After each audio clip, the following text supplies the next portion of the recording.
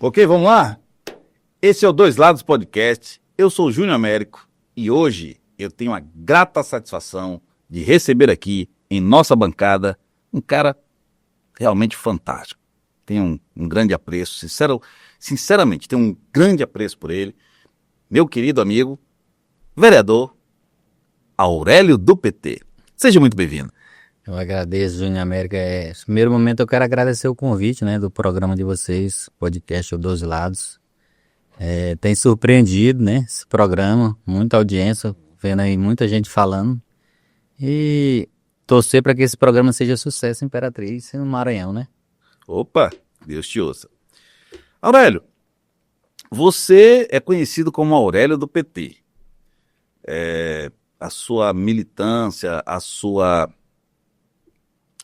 essa questão política em você nasceu aí por meados de... Ali, quando eu tinha ali 17 anos de idade, começou a florescer.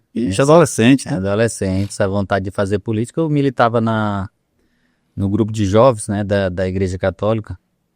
E aí esse grupo de jovens, ele fazia muito trabalho social, ajudando as pessoas. Muita gente naquela época, passando fome. Até o ano ali de 2000, 97 ali, muita gente passando fome. Esse tema agora da sandália havaiana, ninguém nem tinha havaiana não, quando tinha era algum prego.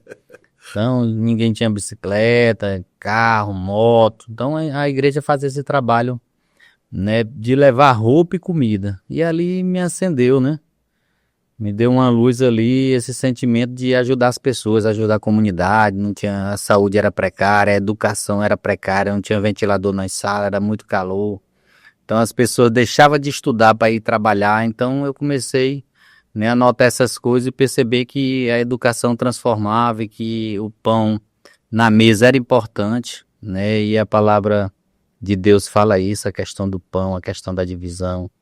E aí eu fui nessa onda e estou até aqui hoje. Nessa época, a Igreja Católica foi precursora da teologia da... Libertação. Teologia da libertação, certo. Essa aí é... na verdade, o PT ele parte dessas bases, da Igreja Católica, nessa época aí, em meados de... Qual foi o ano mesmo? Aí foi, o PT ele surge na década de 1978, 79... 80 foi 80 o PT é fundado no ano de em 1980. Certo.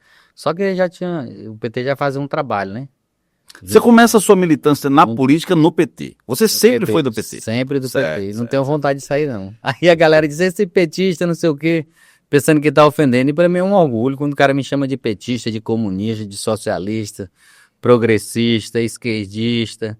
Rapaz, o meu coração chega e enche. Então vamos lá. Feliz. Você puxou um fio aí que a gente ia mais pra frente, mas já começou. Petista é comunista? Petista comunista. É?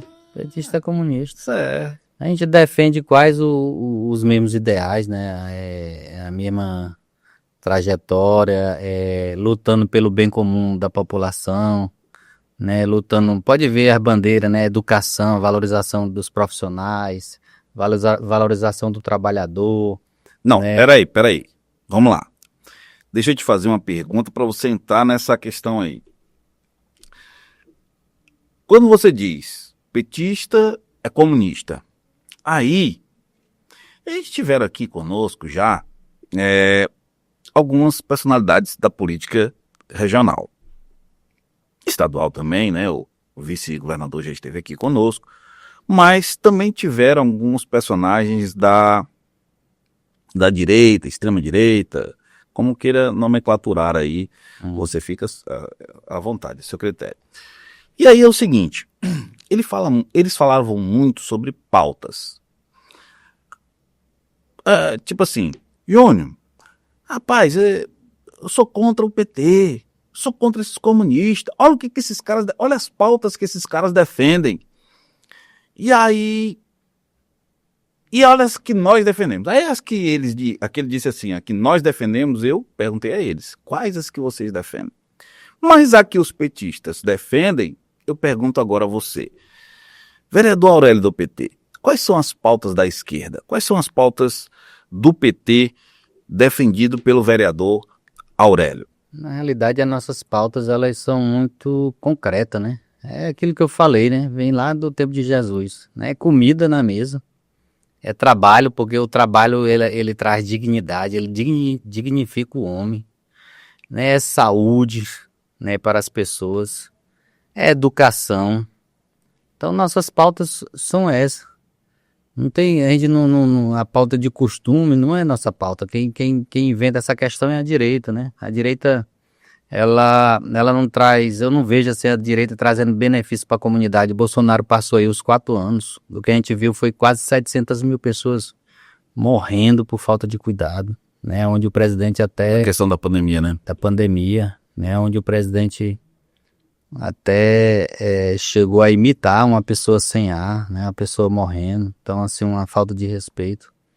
Então, a gente, né, acredita no Brasil, acredita nos brasileiros, acredita numa infraestrutura, né, do país. Agora mesmo a gente inaugura ali a ponte do Estreito, né? Então, a gente tem o que mostrar. É isso que o presidente Lula, né, tem feito. É a nossa bandeira que a gente tem corrido atrás, que a gente tenta transformar, né, o Brasil, o Estado e principalmente onde a gente mora. Aonde a gente começa a ser feliz é onde a gente mora. Eu moro em Imperatriz e aqui eu tento transformar a realidade de Imperatriz de acordo com o sentimento do PT, né, do Partido dos Trabalhadores. Vereador, você citou aí agora algo que eu andei, eu vi a inauguração da ponte ali, né, e eu fiquei assim um pouco frustrado. A palavra é essa, frustrado. Por quê? E explico. E logo em seguida lhe faço a pergunta sobre o que você acha do que eu vou dizer agora. Eu notei muita gente querendo sair bem na foto. Não tenho nada contra. Foi uma obra que foi feita em tempo recorde e tal. Só que tem um detalhe. Foi esquecido, ou pelo menos não foi mencionado, a responsabilização. Vidas foram perdidas ali, vereador. Verdade. Ali um prejuízo econômico, o prejuízo humano de vidas é incalculável, irreparável, disso não dá nem pra gente comentar. Que um pedido de desculpas ou uma investigação para uma responsabilização seria o mínimo, né, nesse aspecto. Agora, o fator econômico foi muito forte, o impacto econômico ali foi muito forte. E aí eu vejo mais como uma obrigação ter feito em tempo recorde, não uma questão de parabenização. E na inauguração eu acredito que faltou o discurso do bom senso. Mas essa é a minha opinião. Faltou o discurso do bom senso. Muita gente querendo aparecer e tal, aquela coisa toda e tudo. Que eu também não sou contra, eu acho que faz parte do processo. Mas atrelado a isso deveria ter tido, penso eu, uma luz, jogado uma luz sobre toda essa questão, porque eu vejo que o DENIT do Maranhão, o DENIT o regional do Maranhão, foi no mínimo omisso numa situação daquela ali. Não vou aqui dizer que foi criminoso e tal, mas foi no mínimo omisso. Porque só para você ter ideia, no dia que a ponte caiu, tem vídeos. Tinha aviso, né? No dia que a ponte caiu, tinha um cara lá filmando, dizendo, isso aqui vai cair. Pouco tempo depois caiu, quer dizer, se um blogueiro, uma pessoa que está passando por lá com a câmera na mão, percebe ver isso, ué, e os técnicos, e os engenheiros do DENIT do Maranhão e do DENIT do Tocantins? O que aconteceu? E aí, eu já passo para você, para que você possa passar a sua impressão a respeito, e aí fica aquela questão. Por que o presidente Lula não veio? Na minha opinião, ele fez bem não ter vindo. Porque eu acho que ele sabia que ia acontecer isso, e é muito difícil para uma pessoa da envergadura política dele conseguir explicar, eu acho que o inexplicável, né? Porque até agora nenhuma satisfação para os parentes, entendeu? A economia naquela região foi afetada. Enfim, A questão da obra feita em humano, ótimo, mas não vejo mais que é obrigação.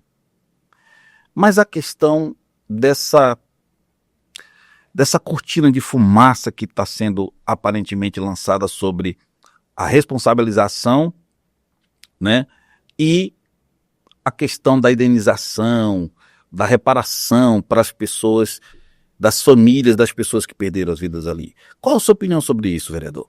Essa questão é uma questão também que eu dei uma olhada no Instagram hoje, eu vi muita gente comentando esse tema, parecido com a tua abordagem. E, de fato, tem que ter essa reparação, né? O DENIT terminou sendo omisso mesmo, de fato, né? Sinais, né, aconteceram, muita gente gravando, pessoas comuns, jornalistas, blogueiros, né? Eu acho assim que isso aí serve de lição, né, para todo mundo, porque várias vidas ali foram perdidas, né, e as famílias hoje aqui estão no prejuízo, né, com saudade, né, prejuízo material não digo nem tanto, ao prejuízo humano, né, muita gente perdeu seu ente querido, então tem que haver aí um mecanismo aí de uma reparação de fato, né? Agora, assim, a ponte, ela foi feita de tempo recorde, né, isso aí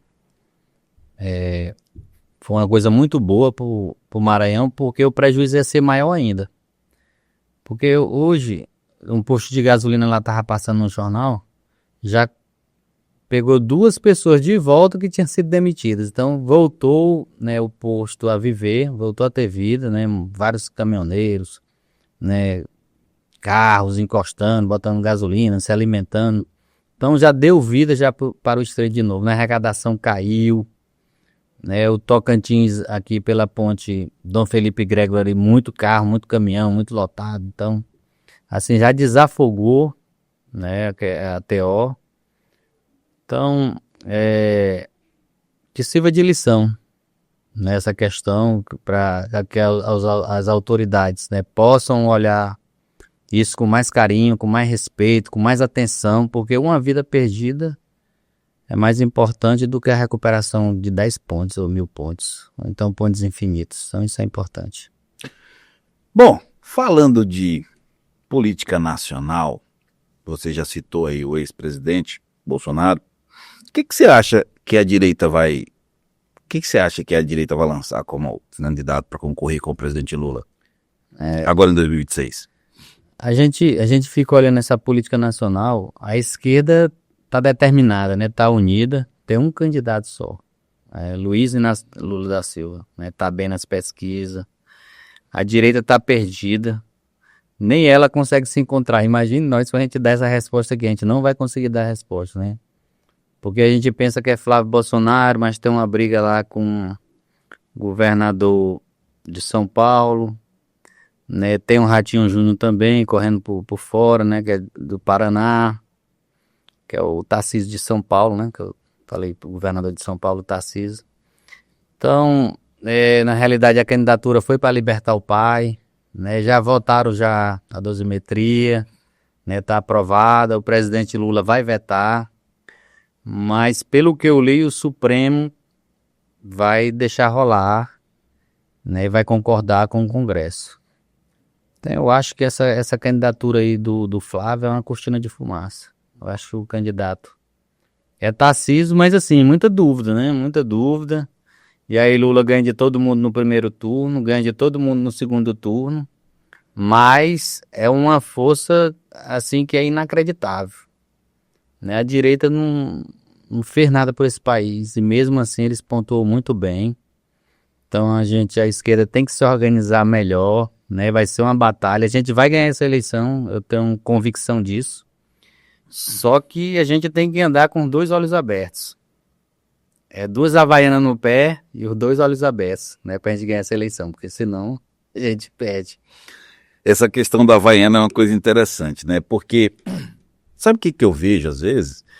Eu penso às vezes que a questão da direita, né, no Brasil, ela é composta por uma classe de pessoas que aparentemente têm uma vida tão favorável, que aquilo que incomoda talvez seja a união homoafetiva de alguém, talvez seja o chinelo de quem vai calçar ou o que vai calçar nos pés, mas quando você parte para a esquerda, aí as pautas são mais, assim, voltadas para a questão humana, né? Quem está passando fome, quem está sem moradia, etc e tal. Porque, veja bem, quando o presidente Lula teve Imperatriz, eu achei interessante uma coisa, porque Imperatriz é vista como uma cidade de maioria de direita, né? Bolsonarista. Uma cidade bolsonarista, de maioria bolsonarista. Mas tinha muita gente no evento da entrega das casas ali no Canto da Serra. Da Serra. E lá, inclusive você foi prestigiado lá, né? Sim. O presidente Nossa, Lula demais. fez um afago lá a você. Aí eu te pergunto, como é que você vê essa questão de pautas da esquerda e de pautas da direita? Aí você traz isso aqui para nossa realidade, no Maranhão. Você fala a nível de Brasil, o modelo de pautas. Por que eu digo a nível de Brasil? Porque eu vejo o pessoal da nossa região repetindo, né, no caso das pautas de direita, as mesmas coisas. Inclusive vi pessoas, políticos, influentes aqui na nossa região, jogando chinelo havaianas fora, na lata de lixo. Ou seja, como que essas pautas de direita e de esquerda afetam a nossa vida aqui no nosso estado, que, diga-se de passagem, não é o mais pobre do Brasil. Nós somos o 17º PIB. Já falei isso nos 3 episódios seguidos aqui, porque é importante. Nós somos o 17º PIB. Nós somos o estado mais empobrecido do Brasil. Nós temos o maior número de pobres a cada 100 habitantes, vamos dizer assim, entendeu? E assim, essas questões, elas influenciam muito na vida do maranhense. Como é que você vê essa questão? O que pode ser feito? O que tem de proveitoso na pauta da direita e na pauta da esquerda? Tu coloca uma pergunta muito interessante. O Brasil hoje é a 7ª economia do mundo. Porém, existe pobreza. Por que existe pobreza? É parecido com o Maranhão. É a distribuição de renda. Porque a direita, ela prega uma distribuição de renda na mão de poucos. É concentração de renda. Ela defende a concentração de renda. É a Faria Limas comandando o país, que é o sistema, junto com o sistema financeiro, né, junto agora com as bets e junto com as balas, né, que é o BBB. Então é todo um agrupamento, né, se fortalecendo e concentrando renda. Então quanto mais eles ficarem ricos, melhor para eles. E quanto mais a gente ficar pobre, melhor para eles também. Por quê? Porque tu imagina, quando o Lula ele autorizou que a empregada doméstica só podia trabalhar com carteira assinada, rapaz, isso foi um escândalo. A direita ficou puta com a gente. Porque a gente ia dar direito trabalhista para ele, para elas, para eles. Então uma pessoa, né, que receberia ali, que é a média que eles pagavam para o empregado doméstico, R$500, 400, começaram a pagar um salário mínimo, mais férias, mais 13º, mais hora extra. Então os caras ficaram putos com a gente. Então eles não aceitam isso. Eles não aceitam. Quando vira o pobre no restaurante, quando vira o pobre no aeroporto, quando vira o pobre nas universidades, dividindo a mesma cadeira com o filho do rico, eles ficaram putos com a gente mais uma vez. Então isso eles não aceitam. Então é por isso que a nossa briga é dobrada, porque a gente quer que o rico, que o pobre se sente no mesmo espaço que o rico está sentando. Ocupar as mesmas universidades, né? Que os hospitais, a saúde, tanto o atendimento do rico seja o mesmo atendimento do pobre. Então essa galera não aceita isso, é concentração de renda. E aí, voltando lá para aquela pergunta que tu fez da comunista, é engraçado, né? A gente pega hoje Se não é, mas já vai ser. A maior potência do mundo é a China. É um país comunista, né? Todo mundo comprando produto da China, ganhando dinheiro da China, enricando com os produtos da China, né? Os carros elétricos, né? Invadindo o Brasil e invadindo vários países. Então, um país, né, com distribuição de renda, com muito emprego, com muita renda, com muita gente feliz e que é espelho para o mundo inteiro, né? Então, é as duas potências ali disputando espaço agora. É os Estados Unidos e a China. E é um país comunista e que faz sucesso total e que a galera gosta de viajar para lá. Então, acho que é essa a questão, né? A gente defender cada vez mais nessas pautas que eu já falei aqui. E eu acho que a direita, ela faz uma lavagem cerebral, né, nas pessoas, tanto de quem é rico como também de quem é pobre. Às vezes você vê o pobre defendendo o rico, as pautas de quem é rico. E aí a gente olha e fica com pena do cara, porque o cara é pobre, fizeram uma lavagem cerebral danada nesse cara. E aí a gente tem esse trabalho, né, de orientar, de fazer formação com essa turma, de usar os nossos canais. Eu acho que a esquerda está começando a acordar, né? Eu vejo assim que tem muito canal empoderado hoje em dia, muito podcast, muita página do Instagram mesmo, questão pessoal. As pessoas sacaram essa questão que a comunicação é importante. A comunicação vai chegar lá na base e a gente vai mudar o que está sendo pensado no país.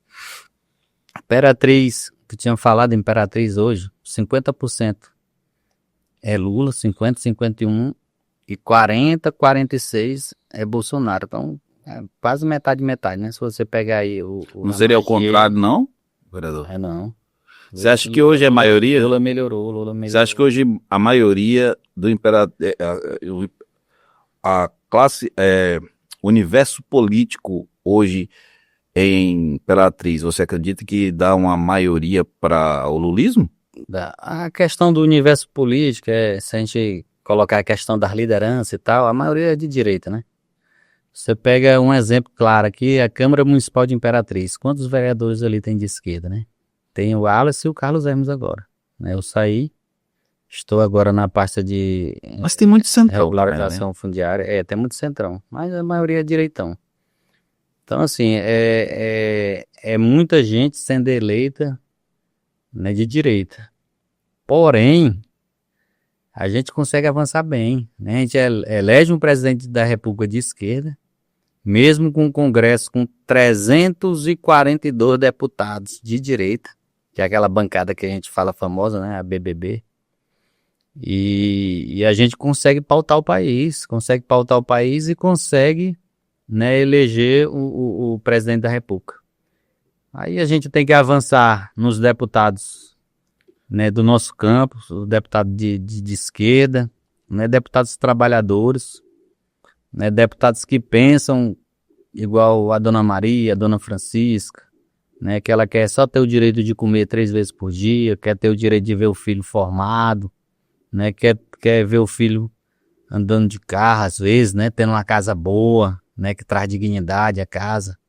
A primeira coisa que o homem pensa na vida, sabe qual é? É o trabalho. Aí depois que ele pensa no trabalho, ele pensa, agora eu quero casar. Aí quando ele pensa em casar, ele pensa na casa dele. Tem as 3 coisas que a maioria de nós, né, tanto o homem como também a mulher, ela pensa muito nessas questões. É as coisas que a gente pensa, é as coisas que a gente quer dar para o nosso povo. Para nós e para o nosso povo. Você falou uma coisa interessante e você quase que emendando aí na sua fala, você quase que respondeu o que eu vou te perguntar aqui. Na verdade, não é nem te perguntar, eu queria que você esclarecesse algo interessante, porque você disse assim, a gente vê muito pobre defendendo pautas de direita, pautas que são contra ele. Você conseguiria fazer um resumo aí, para que a pessoa que está nos assistindo agora possa entender o que é, tipo assim, pode ser que ele esteja defendendo algo que para ele é pautas de direita, só que primeiro é que ele não saiba, talvez não saiba disso. E se tiver fazendo isso, sabendo com consciência, talvez ele não seja pertencente ali. Não seja as pautas que vão realmente mudar a vida dele. Então, vereador, quando você diz, a gente vê muito pobre defendendo pautas da direita contra eles próprios porque fizeram lavagem cerebral. Você conseguiria, resumidamente, ser mais claro, para que a pessoa possa entender, para ela poder se identificar ali. Quando tu vê o pobre, né, votando. Vamos citar aqui a nossa região, né, uma pessoa famosa na nossa região, Lécio Bonfim. Outra pessoa famosa, Imperatriz Mariana. Né, quando tu vê a pessoa votando nessas duas figuras, eu acho que as pessoas estão sendo enganadas. Principalmente quem é pobre, trabalhador. Porque essas pessoas vai para o Congresso, vai virar deputado federal para defender corte de salário, vai para defender corte de direitos trabalhistas, vai para defender privatização da saúde, vai para defender privatização da educação. Então essa galera pensa assim. E quem é pobre às vezes vai na moda, na campanha que tá na moda, às vezes tem campanha da moda, né? A pessoa é falada, para mim ela é muito falada, né? Ele é muito falado, ele fala bem. E às vezes tu vota na pessoa porque ele é famoso, né? Ele tá famoso. E aí aquele teu voto vai representar a perda de direito, né? A perda de... Quantas vezes já tentaram tirar 13º, tentaram tirar férias, tentaram tirar a multa do FGTS dos 40%. Essa galera da direita, o sonho deles é tirar a multa dos 40% do FGTS quando você é demitido. Quando você é demitido sem justa causa, você recebe 40% de multa. E é todo o tempo o Congresso brigando e a direita segurando, né? Segurando essa questão. Né? O direito da aposentadoria, que é uma briga nossa, né? O cara trabalhou, ele merece se aposentar, ele merece descansar. Né? Essa defesa que a gente tem que trabalhar, a esquerda defende que todo mundo tem que trabalhar, porque eu já falei aqui, o trabalho ele dignifica o homem, mas só que até Deus descansou, papai, Deus descansou no 7º dia, ele descansou. E aí o trabalhador tem que descansar. Essa escala 6x1 mata o trabalhador. A direita defende que tem que ser uma escala 6x1, até 7x1, 9x1. O sonho dessa galera, veja bem, a gente não acha mais ninguém para capinar o quintal, vereador. A gente não acha mais ninguém para trabalhar no supermercado. Aí eu pergunto, meu amigo, você quer ver seu filho trabalhando, capinando quintal? Você quer ver seu filho trabalhando, lavando carro? Você não quer, você quer ver seu filho sendo médico, sendo professor, sendo engenheiro, né, com um trabalho digno. Pode ser um gari, mas tem que ser um trabalho mais valorizado, que é o que a gente defende. Né, estilo suíço, lá o gari ganha o mesmo tanto do médico. É o que a gente pensa, todo mundo ganhando junto, todo mundo ganhando igual. Né? Salário ali é equilibrado, é um desequilíbrio danado aqui no Brasil. O médico ganha um dinheirão lá em cima. Né, a enfermeira ganha um pouquinho aqui, a técnica de enfermagem ganha um pouquinho, então uma desvalorização, né, do capital, né, humano e do capital, da força de trabalho, né, das pessoas. Então, assim, eu acho que o pobre é feita a lavagem cerebral nele. Então, por isso que eu digo, o desafio é grande. O desafio é grande, mas eu acredito que a gente vai chegar lá. Não é fácil. É interessante o que você disse aqui, e parece que você tem muita convicção no que você diz. Mas a Mariana Carvalho, que você citou agora há pouco, eu achei ela muito treinada, muito preparada, e ela esteve aí sentada onde você está agora, conversando conosco aqui. E assim, ela falou sobre as pessoas da direita no Maranhão. Ela até citou algumas personalidades e disse que essas personalidades políticas não se enquadravam no perfil da direita. Por quê? Porque não defendiam as pautas da direita. Porque não defendiam, por exemplo, a anistia. Porque não defendiam, por exemplo, o impeachment de Alexandre de Moraes. E aí eu questionei. Poxa, a gente está num estado que, repito, não é o mais pobre da federação em termos de PIB. Mas é o estado mais empobrecido, com maior quantidade de pessoas até miseráveis e tal. E aí ela justificou dizendo que a culpa é dos governos que passaram. Inclusive citou o governo Flávio Dino e agora o governo Brandão. Eu mostrei alguns números para ela, né? Que houveram bastante avanços, realmente o Estado continua ainda como o Estado mais empobrecido do Brasil, mas houveram avanços.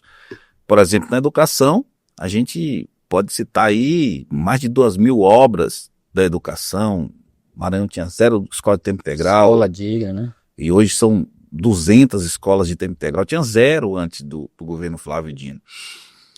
E aí, ela entrou no âmbito de corrupção também. Ela disse, a direita é contra a corrupção. A direita combate a corrupção. Já o governo do PT é mensalão, é petrolão, não sei o que e tal. Eu te pergunto, nobre vereador, a direita tem uma visão assertiva ou distorcida em relação a essa questão de visão de mundo? Porque você veja bem, no estado que a pessoa milita politicamente, ela sabe, enxerga a anistia como prioridade, enxerga o impeachment do ministro do Supremo como prioridade. Mas bem do lado, né, tem pessoas passando necessidade, tem pessoas ainda em situação de analfabetismo. Aí eu lhe pergunto, o que dizer? Porque a questão da corrupção também, eu quero que você comente isso, né? Ela cita que a corrupção causou essa questão do empobrecimento. Eu confesso que a contradição nessa questão da prioridade, né, de anistia, impeachment, de ministro, sendo que nós temos tantas necessidades a priori, né? Mas aí eu queria que você comentasse a respeito dessa prioridade aparente dessa direita local e o fato dela citar que a culpa do Estado nessa situação não é da divisão, da má distribuição de renda, por exemplo, o agronegócio, né? A gente falou sobre isso também. Eu quero emendar tudo aqui para deixar responder à vontade. A questão do agronegócio, por exemplo. Eu até citei com ela, tocando no assunto, porque assim, você sai daqui de uma cidade tipo Imperatriz, você vai para São Luís, por exemplo, você passa horas andando, terra de um lado, terra de outro, e às vezes é de uma pessoa só. Então assim, o agronegócio, ela disse assim, é que alimenta o povo brasileiro. Mas eu disse, minha nobre deputada, o grande agronegócio é para exportação. Quem coloca a comida realmente na mesa é a agricultura de subsistência, é a agricultura familiar. É isso. Ela disse verdade e tal, e aí citou que ela trabalhou no governo Bolsonaro e que destinou quase 70 milhões para o Maranhão e que aí não houve corrupção e que o dinheiro chegou na mão das pessoas e que houve avanço nesse sentido. Bom, corrupção causa pobreza no Maranhão, foi o que ela disse. E que a direita não tem corrupção, combate à corrupção, é uma das grandes bandeiras da direita. Aí eu deixo você agora à vontade para comentar sobre esse assunto. É muito distorcida a fala, sabe? Sim, ele fica assim, imaginando assim, é muita loucura. Mas termina convencendo, né, as pessoas. Olha esse episódio aí da Havaiana, né? Coisa besta, né? E termina chamando a atenção e convencendo assim, muito besta, né? Essa questão da corrupção nós somos contra, né? Muito contra. Quem fortaleceu a Polícia Federal foi o governo Lula, né? O Lula 1, Lula 1, Lula 2. Quem criou as leis de transparência foi o governo Lula. Quem aprimorou o governo Dilma. Então quem fortaleceu o Ministério Público foi a gente. Se tu olhar quem equipou mais o exército brasileiro, foi a esquerda. Quem deu mais condição de trabalho? A esquerda. Quem dá mais condição de trabalho e liberdade para a Polícia Federal trabalhar? Eu quero até aqui bater palma para a Polícia Federal. É a esquerda. É o presidente Lula. É ele que dá liberdade. Lá não tem negócio de... Lula agora falou até que se o filho dele, porventura, um dia for envolvido, vai ser investigado também. Então, assim, quem foi que foi pego com 430 mil reais em casa presidente do PL de São Paulo, líder do PL no Congresso, Sótenes Cavalcante. Esse é o líder do PL. É o líder do PL. É o cara que fala pelo PL no Brasil. Né? O cara que dá voz ao Congresso, né, dessa bancada, né, do PL. Então ele foi pego em corrupção com 430 mil. Né? E tantos outros, né, fugitivos, a maioria fugindo para os Estados Unidos, porque não tem coragem de responder o processo aqui no Brasil. Né? Era o Bolsonaro que queria fugir, tocou fogo lá na tornozeleira e tal. Soldador, né? Virou soldador e tal. E aí, que tá preso. Quem que tá preso? É o grupo da direita. Por que tá preso? É porque eles cometeram o maior crime, que é sem perdão. Que é golpe. É golpe. Golpe é sem perdão. Né? Golpe não tem perdão. E aí, por isso que essa briga da anistia. A briga da anistia é simplesmente para livrar o Bolsonaro. Não é para livrar a Débora do Batom, não é para livrar ela. Ela tá indo, graças a Deus, na sorte. Ali tá indo na sorte, mas não é para livrar ela. Ela vai ser uma consequência. É para livrar o Bolsonaro. Né? É para livrar quem, de fato, teve na linha de frente do golpe, né? Os cabeças. Então, infelizmente, né, a direita não tem o que pauta essas questões para livrar a sua principal liderança, né, que é o Bolsonaro. A sociedade, às vezes, não consegue fazer a leitura, né, tá um racha importante no Brasil, né, quase metade, então a gente nunca tinha vivido esse momento, assim, de tanta briga na família, né, tanta briga com os amigos, tanta debate político, cara, de besteira. Agora é a sandália, né, um pega a sandália da direita, outro pega da esquerda, já vão brigar.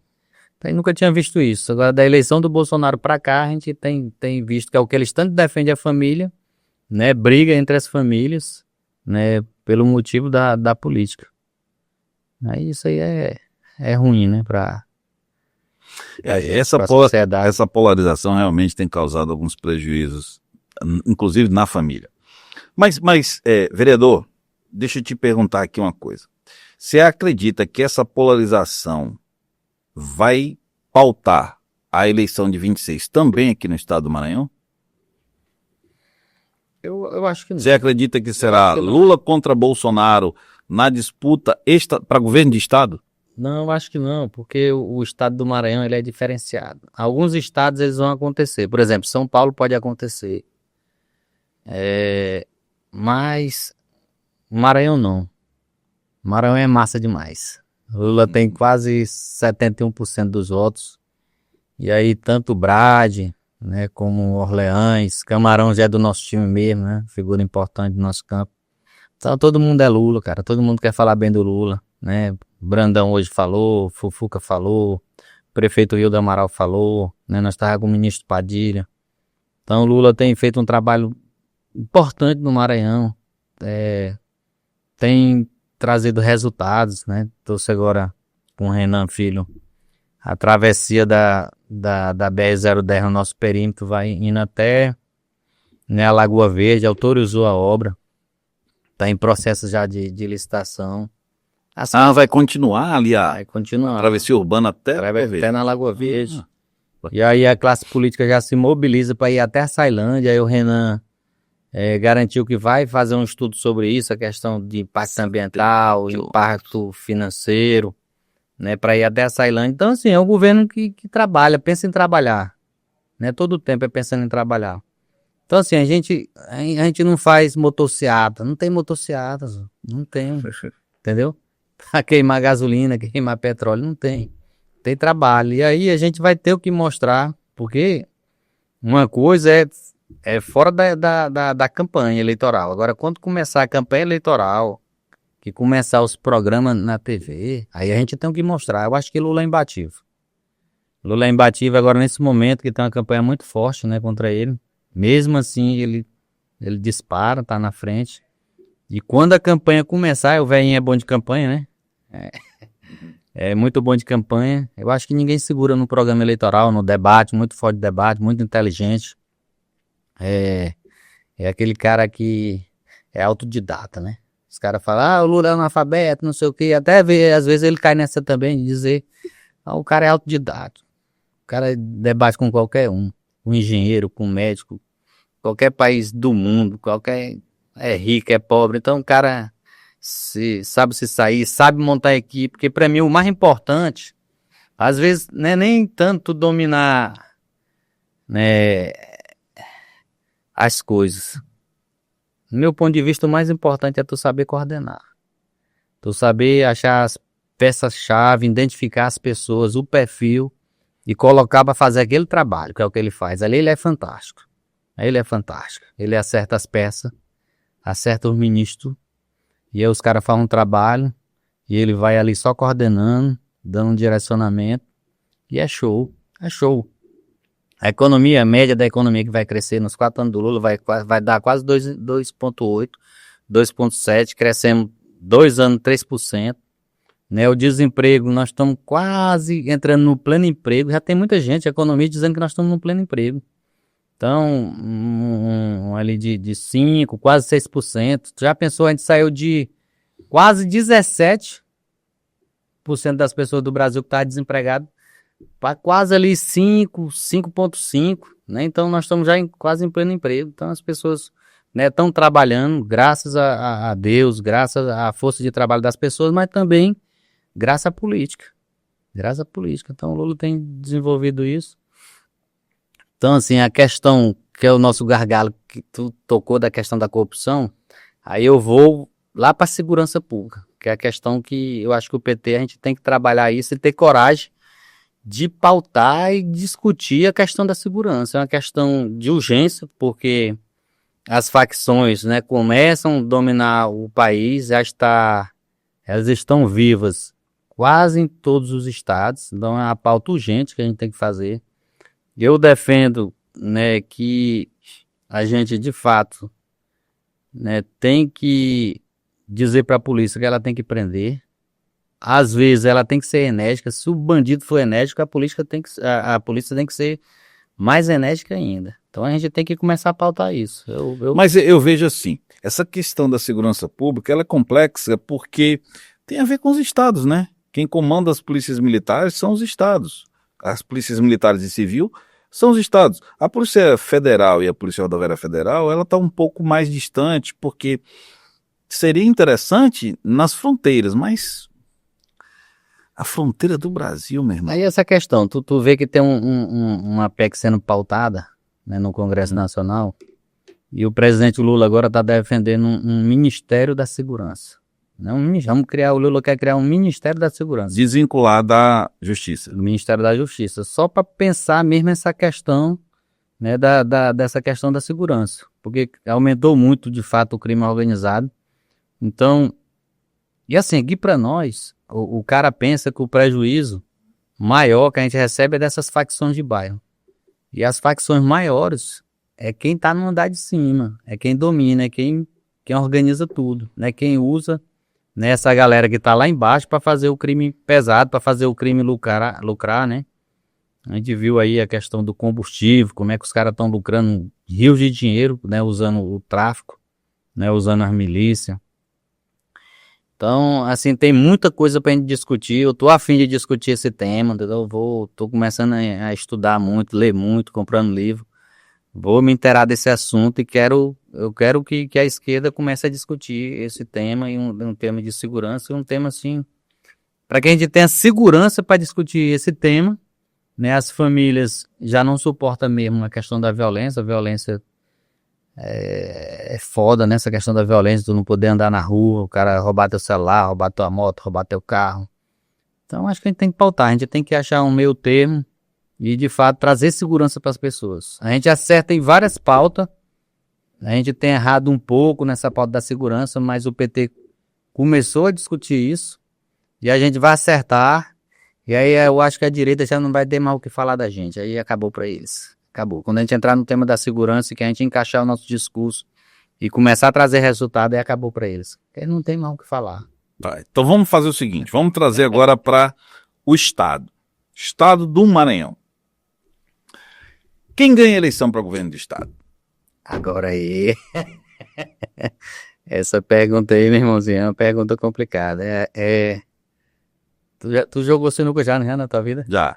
É a Sou muito sinuca, pra caramba. é a sinuca de bico. Tu já pegou uma sinuca de bico? Que aí no tempo, Você joga... no tempo de o cara sair, meu irmão. É assim, eu não consigo dar essa resposta. Quem é o candidato do vereador Aurélio?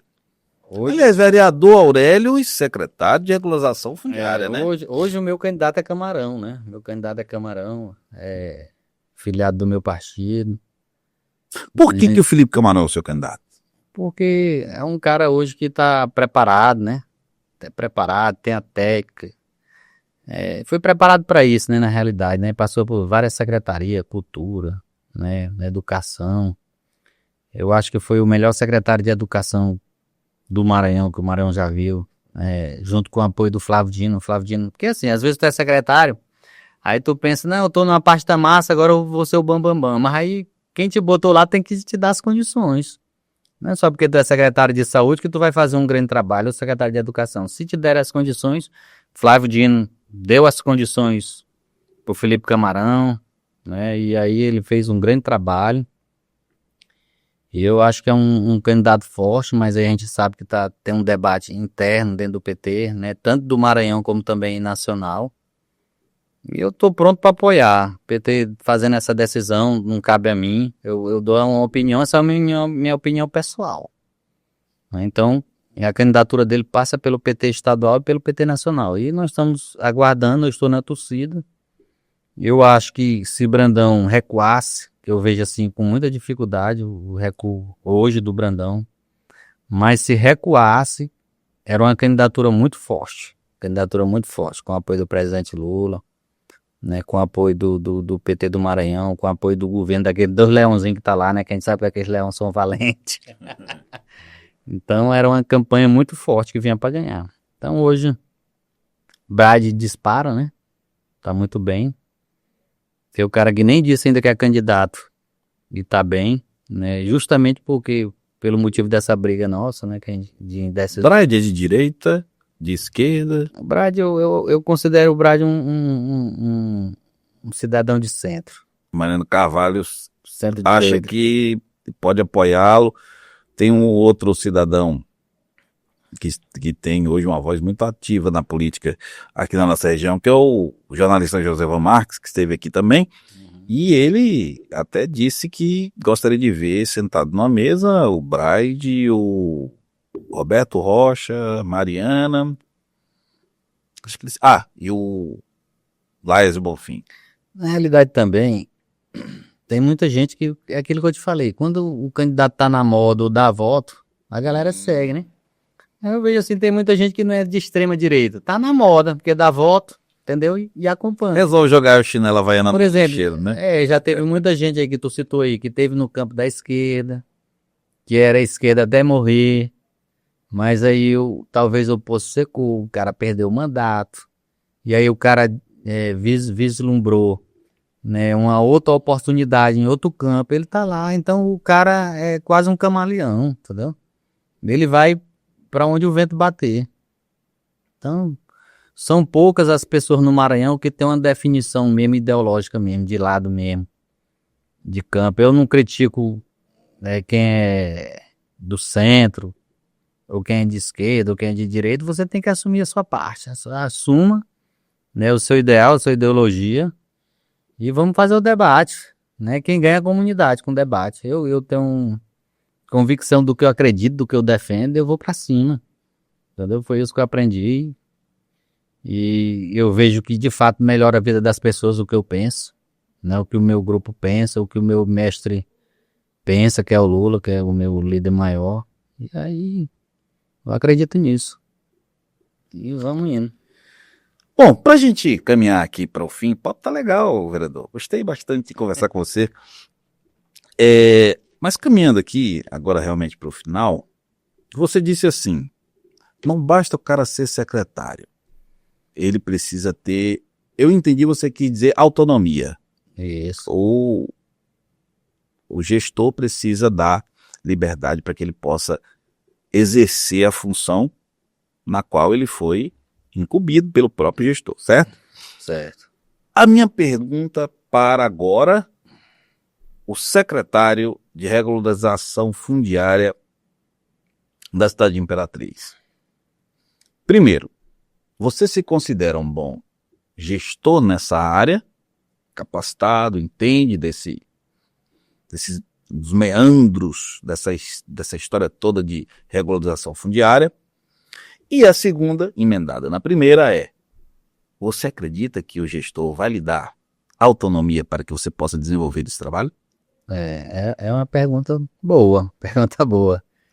É assim, o Rildo ele deu condições para o vereador Carlos Hermes, né, que é o ex-secretário, né, que fez um belíssimo trabalho. Por isso tem que casar as duas coisas. Você tem que casar a gestão com a força de vontade do prefeito, de lhe dar a liberdade e lhe dar as condições. Então já conversei com o Rildo, né, ele disse que vai seguir, ele acredita nessa questão, né, fundiária, e quer que Imperatriz, que a gente regularize de fato, né, a posse, transformando a posse, porque quando tu tem a casa, 99% do povo de Imperatriz tem só a posse. Você não é proprietário, você não tem a propriedade. Aí é o que a secretaria faz, vai levar tu de uma posse e transformar numa propriedade, que é a minha missão. A minha missão é essa. Então, assim, eu fui gestor durante 14 anos. Né? Trabalhei numa grande empresa. Reformulando aqui, corrigindo aqui. Eu trabalhei 14 anos numa grande empresa e fui gestor durante 12 anos. Né? Fiz um grande trabalho. E acredito que eu vou somar na secretaria. Estou com muita vontade. Já falei para o prefeito que ele não vai se arrepender, que eu vou trazer resultado. E o resultado principal não é para ele. O resultado principal é para a cidade. Que eu ajudando a cidade, eu estou ajudando o prefeito Rildo Amaral. Então, assim, é uma secretaria que eu aposto, né, que vai aparecer muito na cidade. Já apareceu muito com o Carlos Hermes, demais. Para eu ter uma ideia, a gente saiu de 145 títulos definitivos, né, no ano de 2024 para 1.000 títulos em 2025. Qual a diferença de 145 para 1.000? Aí agora, o desafio é o seguinte, a gente vai de 1.000 para 2.000 em 2026. Ó, a diferença e o desafio. Então nós vamos agora, né, de 1.000 para 2.000. E aí a gente vai gostar da brincadeira, e aí nós vamos avançando.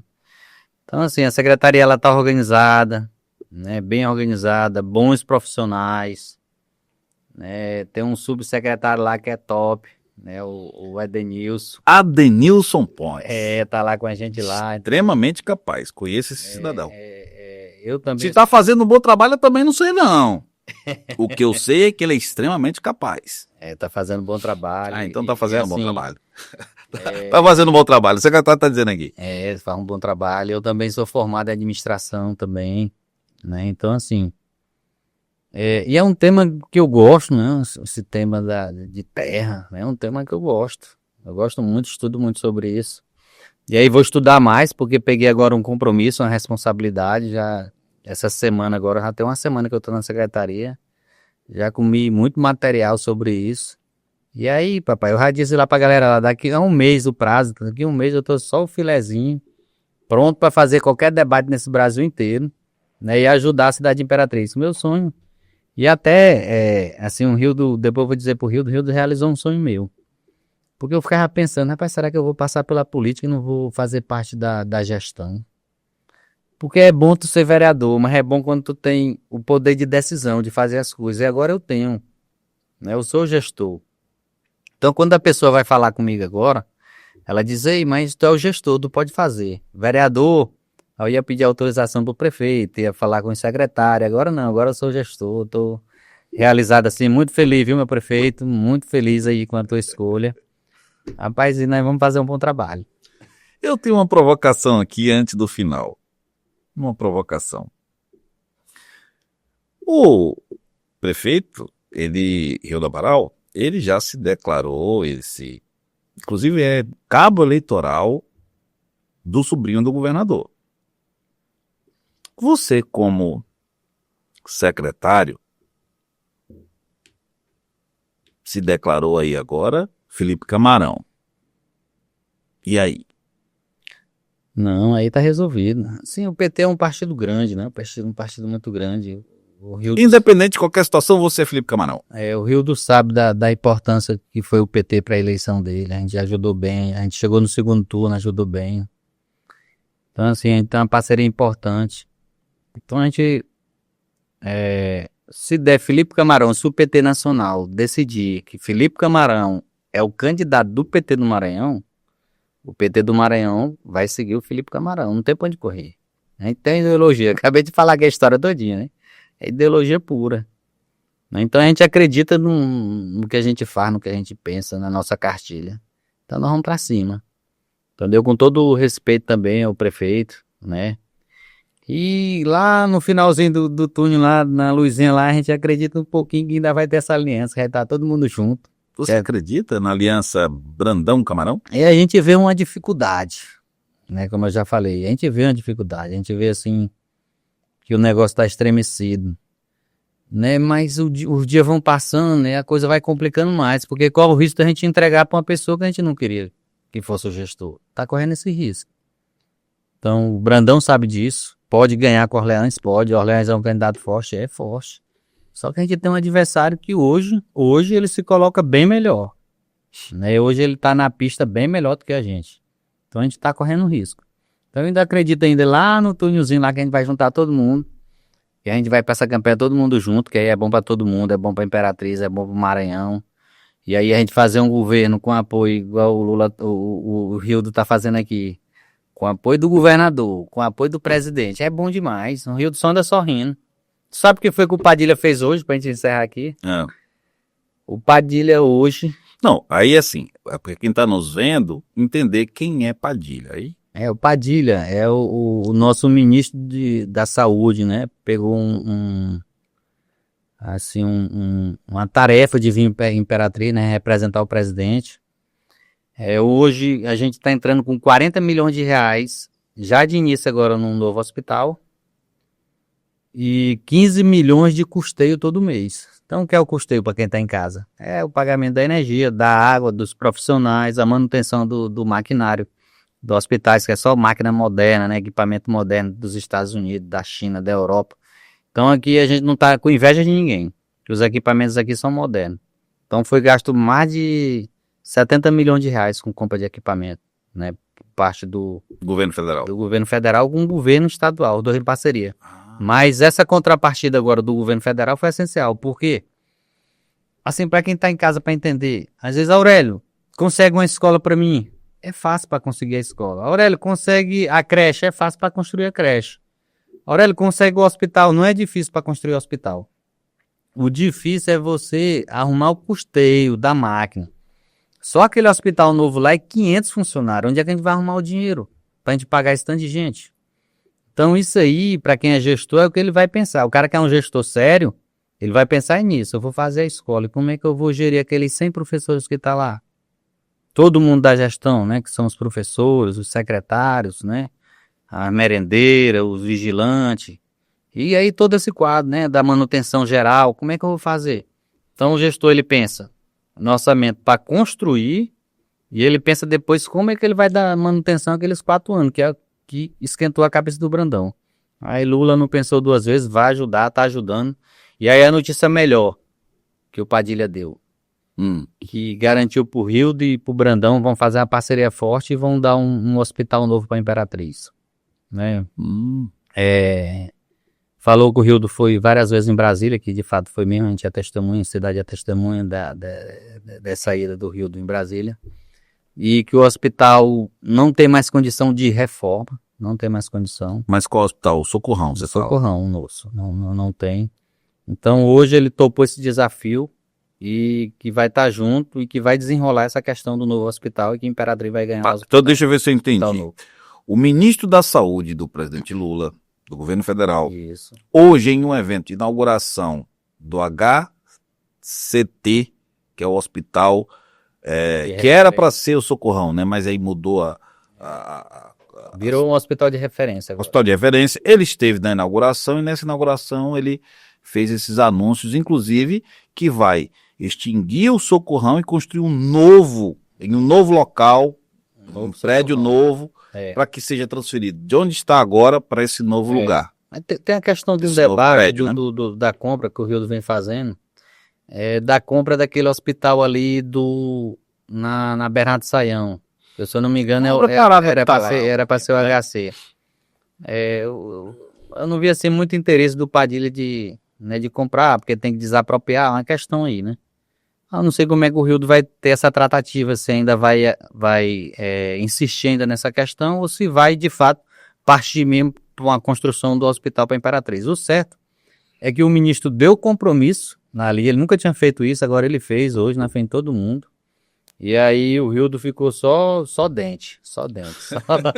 Orelha a orelha. Orelha a orelha. E uma outra coisa importante para a Imperatriz, é por isso que eu digo, enquanto uns ficam discutindo qual é o pé que tu deve calçar a Havaiana, se é na direita, você é na esquerda, ó, outra coisa boa que a gente veio anunciar a Imperatriz, pegou todo mundo de surpresa.